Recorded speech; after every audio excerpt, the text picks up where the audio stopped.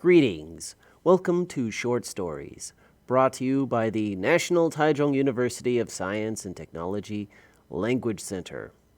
Today's short story is based on the dark tragedy of Faust. Faust is a play that was written by Johann Wolfgang von Goethe. It took Goethe many years to develop this two-part play. Faust Part 1 was published in 1808, and Faust Part 2 was published in 1832, a year after Goethe's death.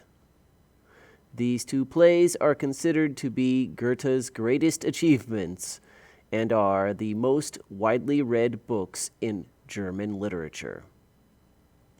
Obviously, this play is too long to reproduce in a short video, so I have prepared a segment of Faust Part 1.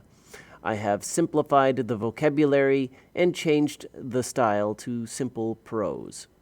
The original was written in rhyming verse. If you want to know more, you can look it up on Gutenberg.org. Vocabulary. Restlessly. Restlessly. He restlessly sat on the sofa, not knowing what he wanted to do next. Mystical. Mystical. She told a mystical tale about a magical boy. Be tongue-tied. Be tongue-tied.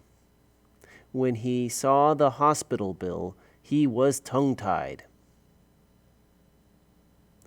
Cat got your tongue? Cat got your tongue? Huh? Cat got your tongue? Train of thought. Train of thought.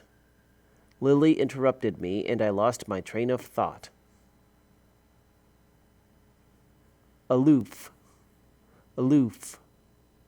Many people felt that the king was aloof and standoffish. On someone's heels. On someone's heels.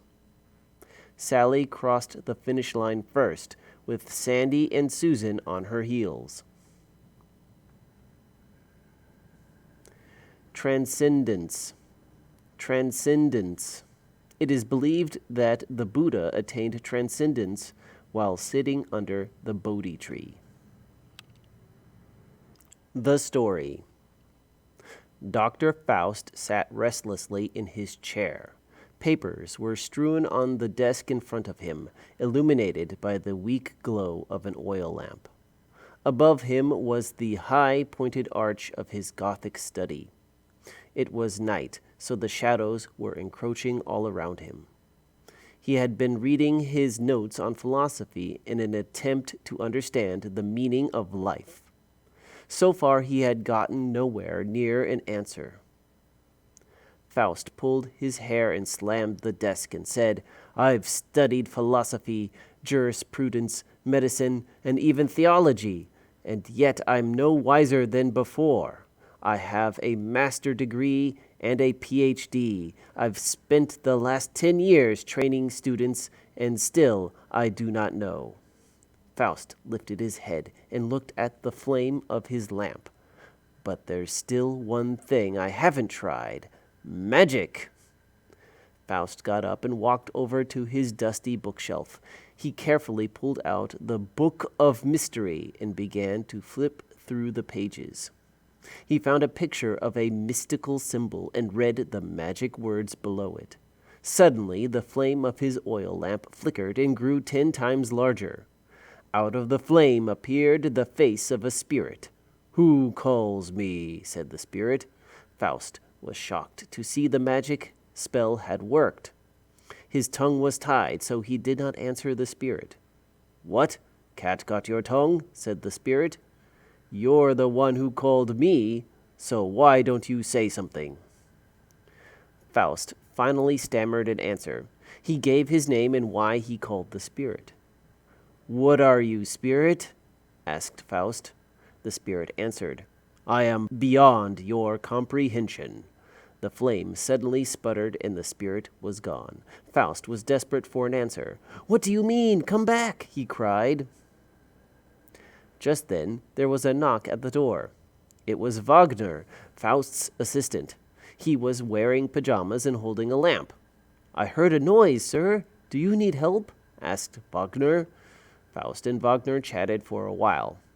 Faust complained about the stress of studying, but Wagner could only offer muddled advice.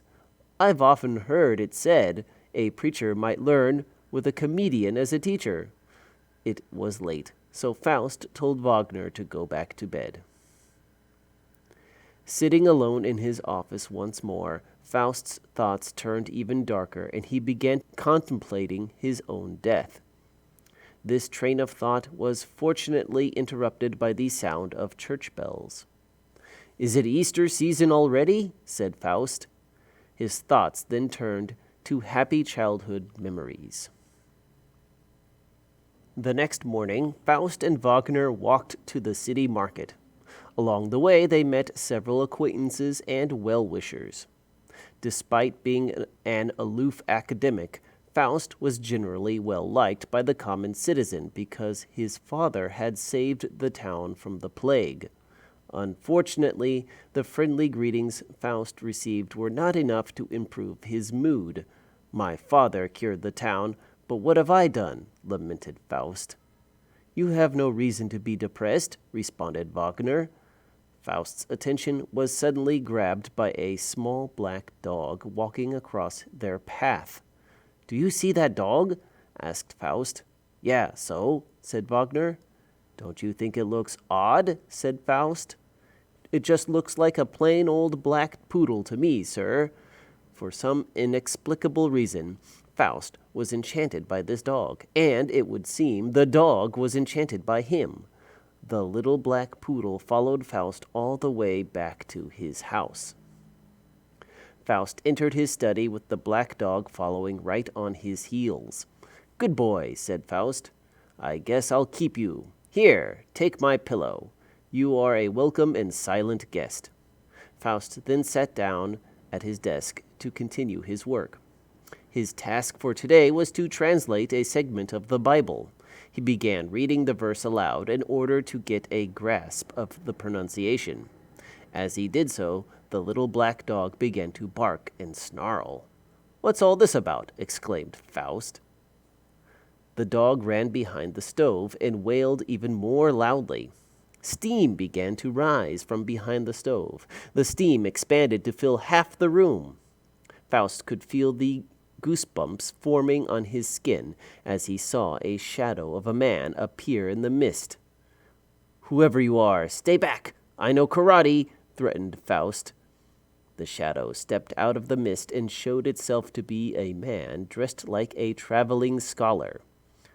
"What are you shouting about?" said the mysterious traveler. For a moment, Faust stood there, dumbfounded. "What's your name?" he eventually asked. "I am the spirit that denies," replied the traveler, "but you can call me Mephistopheles, or Mephisto for short." Faust grew very grim and serious because he realized that he was talking to none other than the devil. "Why have you come here?" he asked. The traveler smiled and said, "I have come to make a deal with you." At first, Faust refused to even think about making a deal, but Mephisto was a smooth talker. He persuaded him with promises of forbidden knowledge and secrets of the universe. "I'll show you things that no man has ever seen," said the traveler with a wide grin. Faust thought about the offer for a few minutes, and then he made a counteroffer. "If you can make me feel just one moment of transcendence, then I'll take your offer," he said. Mephisto smiled wickedly and said, "And in exchange, I get your soul. Is it a deal?" Faust nodded. Mephisto then pulled a contract out of his coat and placed it on Faust's desk. Faust signed the contract with his own blood. Mephisto shook his hand and said, "Congratulations on your new career."